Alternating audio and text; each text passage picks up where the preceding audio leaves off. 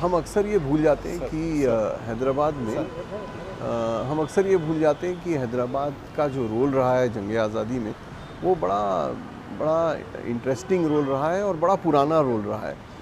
सबसे पहली जो मुहिम निकलती वो 1798 में पुरानी हवेली से निकलती है। 1 लाख की फ़ौज लेके निकलते हैं सिद्दीकी साहब, और वो अपने माँ बाप की मर्ज़ी के ख़िलाफ़ जंग शुरू करते हैं ईस्ट इंडिया कंपनी से। बाकी जो आज़ादी की मुहिम शुरू होती है वो ब्रिटिश गवर्नमेंट के ख़िलाफ़ शुरू होती है, लेकिन हैदराबाद से जो मुहिम निकलती है वो ये कहती है कि देखिए ख़तरा हमें ईस्ट इंडिया कंपनी से, जो कि बहुत कई सालों के बाद बाकी लोगों को समझ में आता है। तो हैदराबाद में फिर उसके बाद तो जिसके बाद के जो कंट्रीब्यूशंस रहे वो तो हम जानते ही हैं, लेकिन हमें ये एक बात समझनी चाहिए कि हैदराबाद से जो जंग आज़ादी में हिस्सा लिया लोगों ने, वो जंग में भी लिया, जंग के ज़रिए भी लिया, प्रोटेस्ट के ज़रिए भी लिया, लिखा भी, पढ़ा भी। और मैं जो अहम बात बताना चाह रहा हूँ आज वो ये कि हैदराबाद हैदराबाद का जो कंट्रीब्यूशन रहा वो जंग आज़ादी पे ख़त्म नहीं हुआ। और ये अहम बात है, आज जब हम 75 साल मना रहे हैं तो हमको ये याद रखना है कि आज़ादी की जंग 1947 में ख़त्म नहीं हुई, वो तो जारी है। और आप देखिए कि अगर 1947 के बाद आज़ादी की जंग लड़ी है कि कहीं से लोगों ने, तो वाकई उसमें हैदराबाद का बड़ा रोल रहा है। हम क्यों कह रहे हैं इस बात को कि आज़ादी के बाद की जंग? क्योंकि आज़ादी कोई एक ऐसा टाइम नहीं होता कि यहाँ पे ख़त्म हो गई, उसके बाद भी हमें वो इटर्नल विजिलेंस कहते हैं। Eternal vigilance is the price of freedom. वो इटर्नल डिलीजेंस और इटर्नल विजिलेंस वो आप देखते हैं कि हैदराबाद से आती है। हैदराबाद के बड़े कारनामे होते हैं हर शोबे में, स्पोर्ट में, फिल्म में, पॉलिटिकल साइंस में, इकोनॉमिक्स में।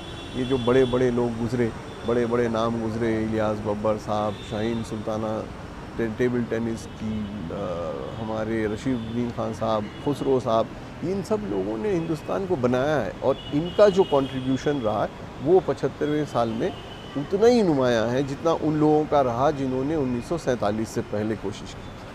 सर आज नौजवानों को हमें ये बताना है कि तारीख़ की वजह से ही मुस्तक़बिल बनता है, और जितने पेचीदा सवाल अब उभर के आते हैं वो वही सवाल हैं जो 100 साल पहले पूछे गए थे, 200 साल पहले पूछे गए थे। तो अगर हमें जवाब उनके तलाश करने हैं या जवाब ढूंढने हैं तो हमारे लिए मौजूद हैं वो सवाल, और उन सवालों के लिए तारीख़ में जाना बहुत ज़रूरी है।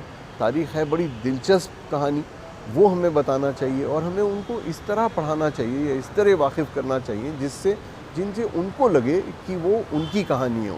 अब हम जब बताते हैं उनको तो हमारे बाप दादा की कहानी बताते हैं, लेकिन हमें ये समझाना चाहिए कि ये आपकी कहानी है और आपका जो मुस्तक़बिल है वो बनना शुरू हुआ था 1700 में। 1620 में जब हिंदुस्तान सबसे अमीर मुल्क था, 1800 में जब हैदराबाद से मुहिम निकली आज़ादी की, 1857 में जब पहली जंग आज़ादी हुई, तो उससे उनको एक उनसियत होगी और उनको एक लगाव रहेगा कि हाँ भाई, ये जो तारीख़ के वाक़यात हैं ये हमारे वाक़यात हैं। तभी जाके हिस्ट्री में और तारीख़ में इंटरेस्ट आएगा बच्चों को हमारे।